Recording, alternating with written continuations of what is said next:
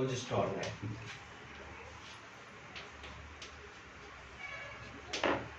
और प्रोजेस्टेरॉन कहां से सीक्रेट होगा? ये कार्पस ल्यूटियम से सीक्रेट होगा। कहां से सीक्रेट होगा? Corpus luteum. Corpus luteum of ओरी,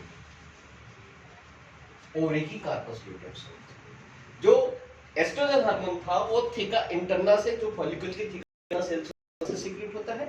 वो जो प्रोजेस्टेरॉन हार्मोन है वो कार्पस ल्यूटियम से सीक्रेट होता है। कहां से सीक्रेट होता है? कार्पस ल्यूटियम से।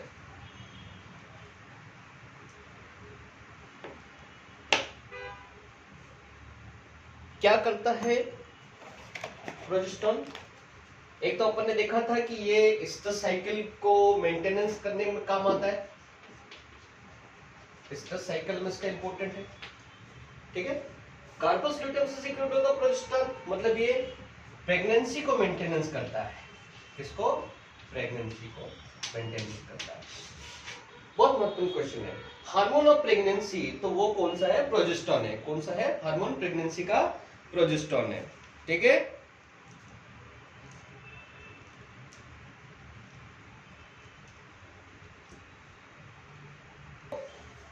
ये जो प्रोजेस्टेरॉन है, तो इस कार्पस ल्यूटियम जो प्रेगनेंसी मेंटेनेंस करता है, इसके दो तरह के ये होते हैं। जैसे कि जो काऊ है या बफेलो है ना, काऊ बफेलो है, तो इसमें क्या होता है, जो प्रोजेस्टेरॉन होता है वो कार्पस ल्यूटियम से ही सीक्रेट होता है। इसलिए इनको बोलते हैं CL dependent animal, corpus luteum dependent animal. ये क्या होते हैं? Corpus luteum dependent animal.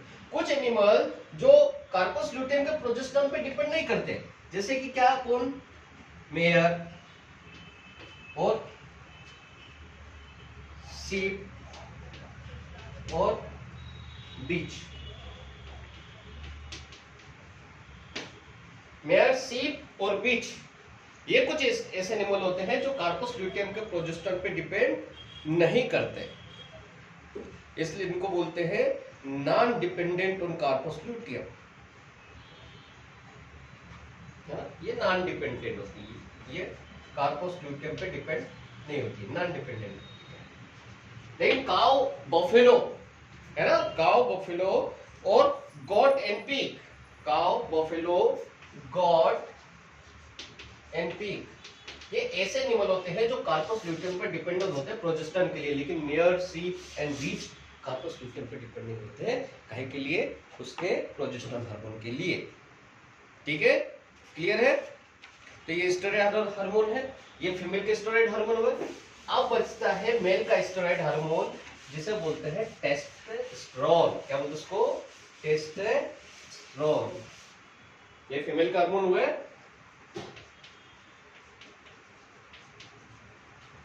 Testosterone. Testosterone hormone कहां से निकलता है? टेस्टिकल के कौन से सेल से निकलता है? ये लीडिंग सेल से निकलता है। कहां से निकलता है? ये लीडिंग सेल से निकलता है। बहुत इंपॉर्टेंट क्वेश्चन है, हमारे टाइम पीएससी में आया था कि टेस्टोस्टेरोन हार्मोन कहां से निकलता है? तो टेस्टिकल की लीडिंग सेल से निकलता है। कहां से निकलता है? टेस्टिकल्स की लीडिंग सेल से निकलता है टेस्टोस्टेरोन हार्मोन। बहुत इंपॉर्टेंट क्वेश्चन है, याद कर लेना कहां से सीक्रेट होता है ये, ठीक है। और ये किसके लिए रेस्पॉन्सिबल होता है? ये सेकेंडरी सेक्स कैरेक्टर के लिए और सेक्स लिबिडो के लिए। सेकेंडरी सेक्स कैरेक्टर के लिए मेल में, किसमें? मेल में। और सेक्स लिबिडो के लिए टेस्टोस्टेरोन हार्मोन रेस्पॉन्सिबल होता है। साथ साथ हमने देखा कि ये एक एनाबॉलिक इफेक्ट वाला होता है, मतलब एनाबॉलिक हार्मोन होता है, वो मस्कुलेचर बनाता है, एनाबॉलिज्म कराता है, ठीक है। क्लियर है ये चीजें? यह हो गया हमारे गोनेट्स के हार्मोन कंप्लीट हो गए।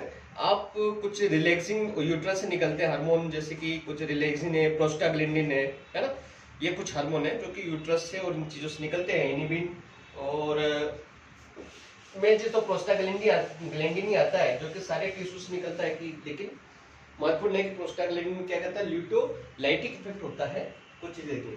अब कुछ हार्मोन होते हैं जो प्लेसेंटा से निकलते हैं, बहुत महत्वपूर्ण हार्मोन होते हैं।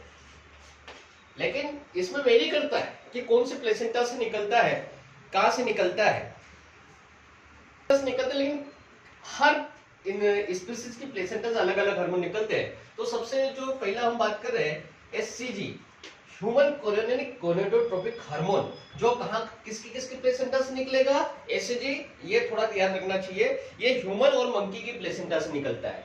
किसकी? ह्यूमन और मंकी की प्लेसेंटा से निकलता है। ह्यूमन कोरियोनिक गोनेडोट्रोपिक हार्मोन क्या होता है? ये एचसीजी। और ये क्या काम करता है? ये एलएच एक्टिविटी करता है और कार्पस ल्यूटियम को प्रेगनेंसी के दौरान मेंटेन करता है। एलएच जैसी एक्टिविटी करता है। कभी कभार क्वेश्चन आता है LH like activity found in, तो किसमें पाई जाती है? एलएच लाइक एक्टिविटी एचसीजी में पाई जाती है, ह्यूमन कोरियोनिक गोनेडोट्रोपिक हार्मोन में पाई जाती है। और ये कार्पस ल्यूटियम को मेंटेन करता है प्रेग्नेंट एनिमल में। प्रेग्नेंट एनिमल प्राइमेट्स जो होते हैं, प्राइमेट्स में सीएल को मेंटेन करने के काम आता है। तो जो एचसीजी हार्मोन होता है वो ह्यूमन और मंकी के प्लेसेंटा से निकलता है और एलएच की एक जैसी एक्टिविटी कॉज करता है, और प्राइमेट में ये कार्पस ल्यूटियम को मेंटेन करने का काम करता है। ठीक है। इक्वाइन में निकलता है ECG, equine chorionic gonadotropic hormone, ECG. किसमें निकलता है? इक्वाइन में निकलता है। इसको पीएमएसजी भी बोलते हैं। क्या बोलते हैं? PMSG, porcine and mare gonadotropic hormone, somatotropic hormone. ठीक है। इसकी एक्टिविटी कैसे होती है? ये क्वेश्चन आता है। ये एपिसिस लाइक एक्टिविटी होती है। ऑब्जेक्टिव में कई बार क्वेश्चन आ जाएगा, इधर एचसीजी लिखा रहेगा, इधर ईसीजी लिखा रहेगा, इधर एलएच एक्टिविटी लिखा रहेगा, इधर एपिसिस लाइक एक्टिविटी लिखा रहेगा। तो एचसीजी एलएच लाइक एक्टिविटी करता है और ईसीजी या पीएमएसजी एफएसएस लाइक एक्टिविटी करता है। ठीक है, क्लियर है? समझ में आ गया ये? जैसे कि ये यहाँ पर प्राइमेट में कार्पस ल्यूटियम के लिए जिम्मेदार है, उसी तरह से ये कार्पोरा ल्यूटिया को मैनेज करने के लिए मेयर में जो कार्पस ल्यूटियम होती है, मेयर में, उसको मेंटेनेंस करने के लिए ईसीजी जिम्मेदार है। ये आपके एचसीजी और ईसीजी प्लेसेंटा के हार्मोन, महत्वपूर्ण हार्मोन। तो अभी पूरे हार्मोन, जो ग्रॉस हार्मोन, जो महत्वपूर्ण हार्मोन होते हैं, उसकी एक्टिविटी के बारे में थोड़ा बहुत देखा। अपन स्ट्रेस साइकिल, आज की क्लास में स्ट्रेस साइकिल पर चर्चा कर चुके हैं और हार्मोन पर चर्चा कर चुके हैं। अब एक चीज अपनी बच गई, प्लेसेंटा। तो मैं बहुत जल्दी इसको अपन कवर कर लेते हैं कि प्लेसेंटा में सबसे महत्वपूर्ण चीज है प्लेसेंटा क्या होता है? मदर और फीटस के बीच में जो भोजन के आदान प्रदान के लिए और उत्सर्जी पदार्थों के आदान प्रदान के लिए जो एक लिंक बनती है, उसको बोलते हैं प्लेसेंटा। तो प्लेसेंटा का जो फंक्शन क्या होता है? To provide nutrition to foetus, excretion of जो वेस्ट मटेरियल उसका एक्सक्रीशन, और फीटस को प्रोटेक्शन। ये तीन फंक्शन होते हैं प्लेसेंटा के मेनली। हम ज्यादा प्लेसेंटा पे आगे ना बढ़ते हैं, अपन डायरेक्ट प्लेसेंटा के जहां से प्रश्न उठता है वहीं पे चलते हैं कि प्लेसेंटा के कौन कौन से टाइप होते हैं, उस पर अपन डिस्कस करते हैं। ठीक है। वही ऑब्जेक्टिव टाइप ऑफ क्वेश्चन में तो अपन की डिटेल तो लिख नहीं रहे अपन, तो यहाँ पे अपन वही चीजों की चर्चा करेंगे, कौन कौन से टाइप के प्लेसेंटा होते हैं, किसमें कौन से टाइप के प्लेसेंटा पाए जाते हैं। तो कुछ प्लेसेंटा ऐसे होते हैं उसके डिटेचमेंट के टाइप के ऊपर,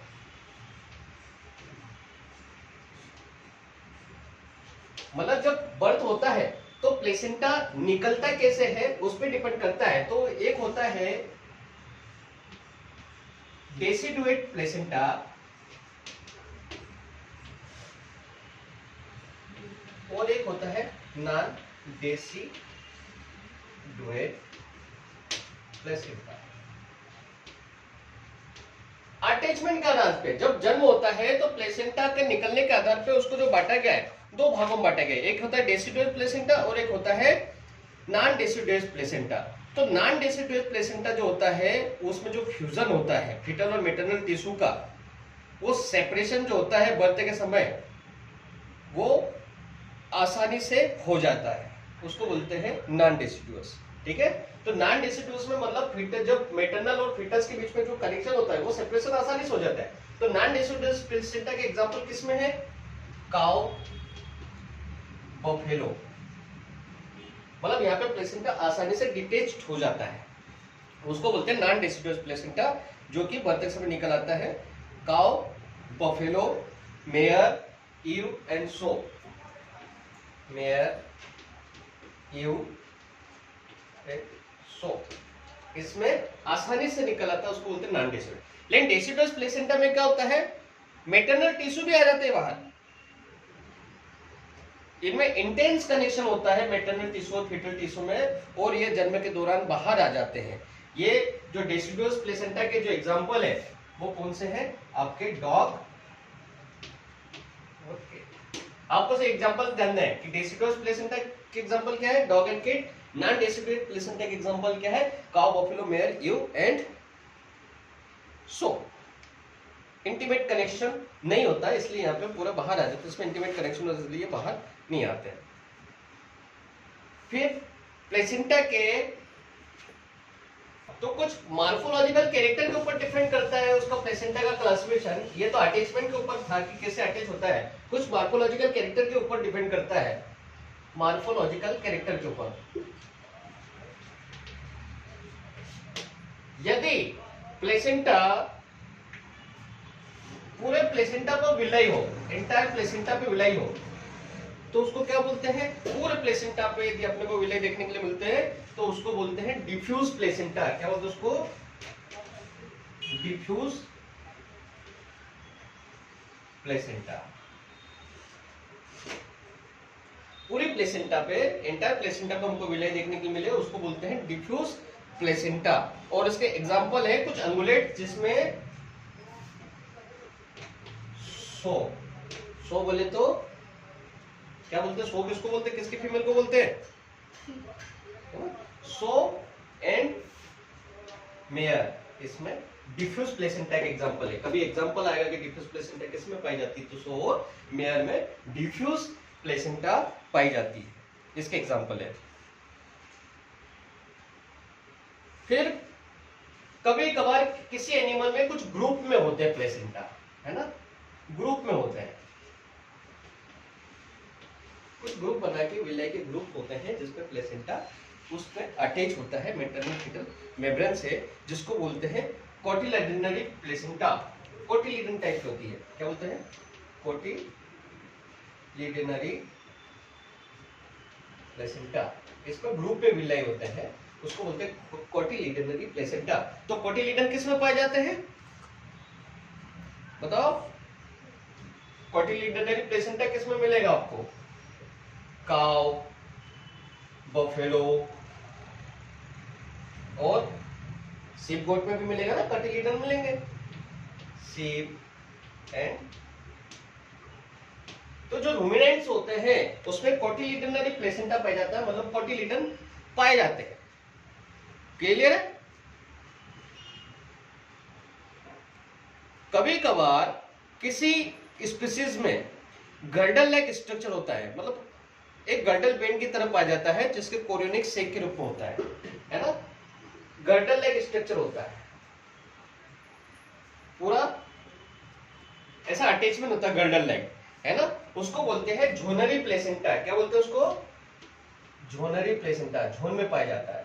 ये कोटिलिडनरी प्लेसेंटा था, ये डिफ्यूज प्लेसेंटा था। डिफ्यूज प्लेसेंटा सो और मेयर में था, कोटिलिडनरी प्लेसेंटा काउ, बफेलो, शीप, गोट में था, वो डियर में भी मिलता है। झोनरी प्लेसेंटा झोन के रूप में गर्डल के लाइक होता है, वो किसमें अपने को देखने को मिलता है? झोनरी प्लेसेंटा, बताओ।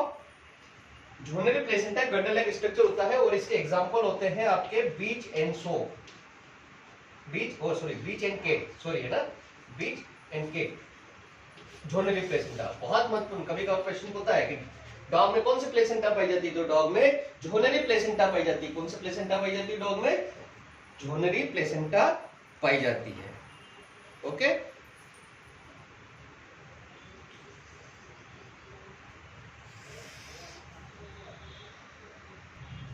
फिर कुछ ऐसे एनिमल होते हैं जिसमें दो ग्रुप होते हैं, एक डिस्क के रूप में रहता है, उसको बोलते हैं डिस्कॉइडल, डिस्कॉइडल प्लेसेंटा, डिस्क के रूप में रहते हैं। एक या दो ग्रुप रहते हैं, उसमें पूरे ग्रुप में वो पूरे प्लेसेंटा पूरे विले रहते हैं, उसको बोलते हैं डिस्कॉइडल प्लेसेंटा। जो कि केस में कुछ प्राइमेट्स होते हैं, बैट है ना, और प्राइमेट्स, बैट्स एंड प्राइमेट्स में अपने को डिस्कॉइडल प्लेसेंटा देखने के लिए मिलता है ना। और रोडेंट्स में भी डिस्कॉइडल होता है, रोडेंट्स में भी डिस्कॉइडल होता है। तो इस तरह से हमें पता चलता है मॉर्फोलॉजिकल जो कैरेक्टरिस्टिक है ये क्लासिफिकेशन ऑफ प्लेसेंटा का बहुत महत्वपूर्ण आता है, जिसमें डिफ्यूज प्लेसेंटा जिसमें सो मेयर में देखने को मिलता है, कोटिलिडनरी प्लेसेंटा जो कि अपने काउ, बफेलो, शीप, गोट में देखने को मिलता है, जूनियरी प्लेसेंटा बीच और कैट में देखने को मिलता है, और डिस्कॉइडल प्लेसेंटा बेट, रोडेंट्स और प्राइमेट्स में देखने के लिए मिलता है। ठीक है, ये वाला क्लासिफिकेशन समझ में आ गया।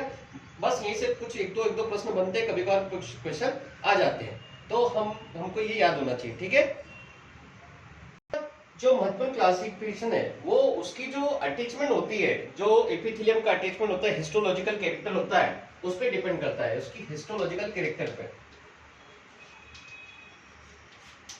मैं ज्यादा उसके हिस्टोलॉजिकल कैरेक्टर को यहाँ नहीं समझाऊंगा, अपन सिर्फ यहाँ पे एग्जांपल याद करने की यदि बात करें तो ये भी 5 तरह का होता है। तो सबसे जो पहला होता है वो कौन सा होता है, एपिथेलियो कोरियन, जिसमें एपिथेलियम और सामने वाले की कोरियम तक मतलब सभी चीज होती है, एपिथेलियो कोरियल। कौन सा हुआ, एपिथेलियो कोरियल। इसमें जो कनेक्टिव टिश्यू और जो जितनी पूरी 6 लेयर होती है वो एक दूसरे से अटैच होती है, जो कि अपने को किस में देखने को मिलती है, इंटेंस मेयर और शो में देखने के लिए मिलती है। इसके एग्जांपल एपिथेलियो कोरियल के क्या है, mayor and show.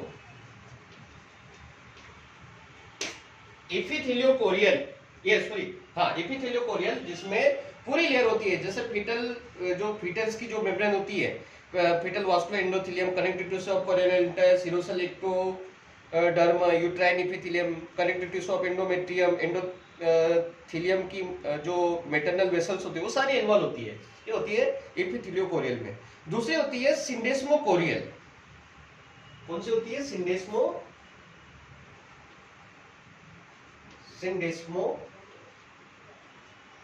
Chorial. सिंडेस्मो chorial ये हमारे cattle buffalo, sheep goat, syndesmochorial किसमें पाई जाती है, केटल बफेलो। भाई ये एग्जाम याद रखना कि सिंडेस्मो कोरियल किसमें पाई जाती है, केटल बफेलो, शीप गोट। ठीक है, इसमें जो यूट्राइन एपिथेलियम है वो इसमें एब्सेंट होती है। एक होती है एंडोथेलियो कोरियल, अगली कौन सी होती है, एंडोथेलियो कोरियल। एंडोथेलियो कोरियल में 2 लेयर एब्सेंट होती है। ठीक है, और ये किसमें पाई जाती है, जो कार्निवोर्स होते हैं है ना, कार्निवोर्स में पाई जाती है। कार्निवोर्स कौन से हुए, cat and bitches. Cat and bitches में एंडोथेलियो कोरियल पाई जाती है, किसमें, कैट एंड बिचेस में। ठीक है, हीमोकोरियल अगली होती है, हीमोकोरियल, इसमें 3 लेयर गायब हो जाती है। हीमोकोरियल यदि एनाटॉमी में अपन यदि एनाटॉमी क्लास लेना हुआ तो मैं इसको डिटेल बताऊंगा। हीमोकोरियल, हीमोकोरियल किसमें पाई जाती है,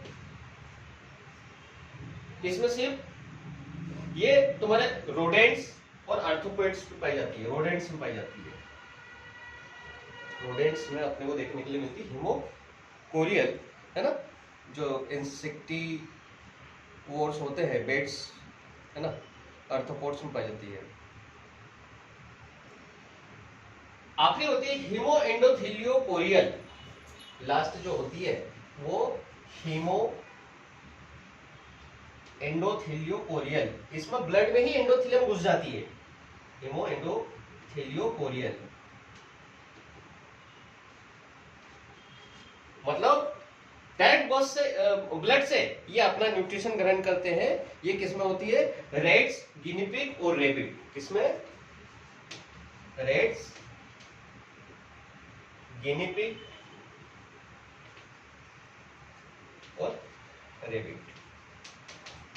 तो यहाँ पे एग्जांपल याद रखो कि एपिथेलियो chorial, Myers and show, syndesmochorial बहुत महत्वपूर्ण, कभी कभार प्रश्न आएगा, तीन ही से प्रश्न आएगा कि सिंडेस्मोकोरियल जो प्लेसेंटा किस में पाया जाता है, टेट्रल बफेलो सीप गोट में पाया जाता है, एंडोथेलियोकोरियल कार्निवोरस में पाया जाता है। ये दो आपके महत्वपूर्ण क्वेश्चन बनते हैं कि एंडोथेलियोकोरियल किस में पाया जाता है और सिंडेस्मोकोरियल किस में पाया जाता है। बाकी हेमोकोरियल आपके रोडेंट्स में मिलेगा और हेमो एंडोथेलियोकोरियल जो कि आपके रेट्स, गिनी पिग और रेबिट में मिलेगा। ठीक है, ये हुआ आपका पूरा। अभी तक हमने तीनों चीजें कवर करी, जिसमें अपन ने स्ट्रेस साइकिल सबसे पहले पढ़ा, उसके बाद में हार्मोन्स कवर किए और ये हुआ प्लेसेंटा। तीनों टॉपिक यहाँ पे कवर हो चुके हैं। यदि आपको ये क्लास पसंद आई सनमई, तो आप इसको आपके दोस्तों के साथ शेयर भी कर सकते हो और इसको ज्यादा ज्यादा सब्सक्राइब भी कर सकते हो, ताकि मैं अगला जो लेक्चर आ रहा है वो भी आपको समय पे मिल सके।